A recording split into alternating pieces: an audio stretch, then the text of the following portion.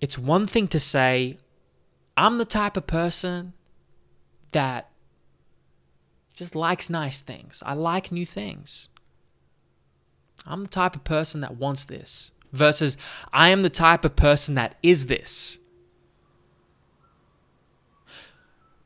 We'll give some examples in a second. But the more pride that you have in a particular aspect of your identity, the more disciplined you will be to maintain the habits that are associated with it. See, pride can be quite useful here. You can take it to your advantage. So your behavior is a reflection of your identity. So are you prideful about your character, about who you are? Do you take pride in how you are perceived to the world? In how you perceive yourself? If you do, that may be enough to inspire change in the areas you need. A person who incorporates exercise and being healthy into their identity doesn't have to convince themselves to train and eat healthy. When your behavior and identity and belief system are fully aligned, you are no longer pursuing behavior change. You are simply acting like the person who you already believe yourself to be. That is the thing. You are behaving like the person that you already agreed to, that you already think you are. So, who do you want to be? Who are you? You see, there's a difference between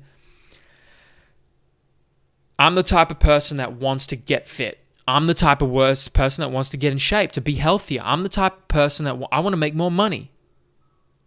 Versus, I'm the type of person that doesn't miss days. I don't miss training days.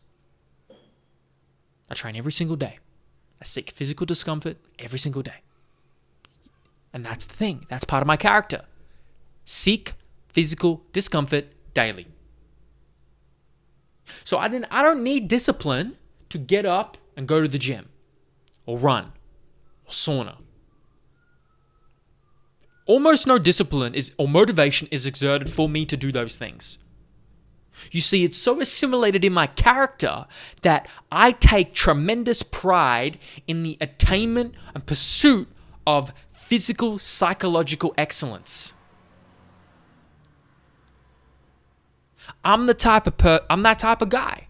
And so I'm that type of guy who doesn't miss days. So if I'm the type of guy that doesn't miss training days, all of a sudden that makes everything else easier in regards to my physical health. I don't have to think about going. I just set a time and a schedule and I go. I know where, when, and how.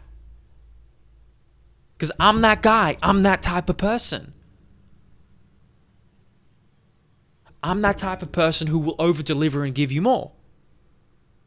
So that means I'm not counting the minutes in the session I'm coaching you necessarily like a doctor's appointment. So it's going to reflect my habit. So how could your behavior and belief system align better?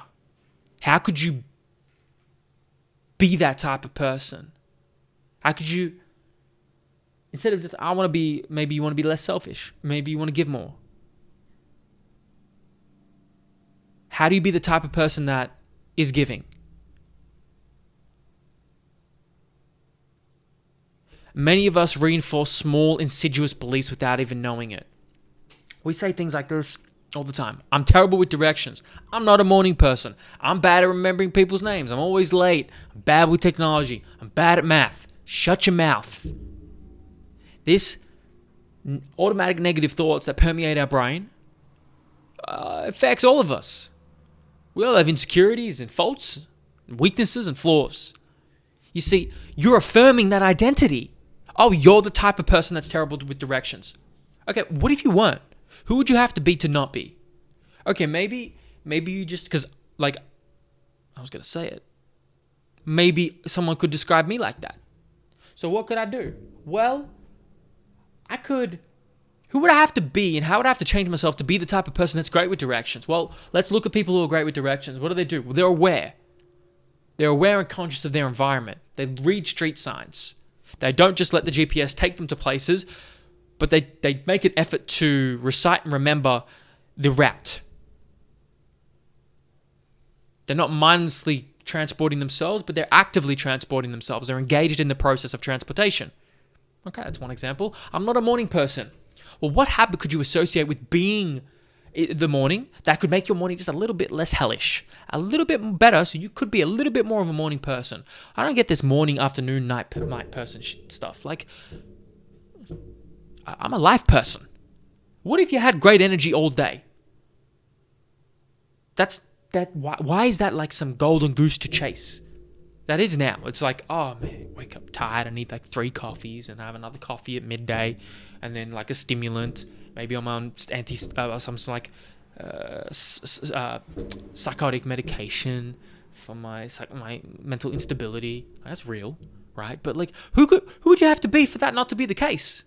What would you have to change about your environment? Okay, not a morning. Okay, well, what are morning people like? Well, they probably let some light into their room the first thing they do. A few of them probably go outside in the sun and in the light, and for a couple of moments.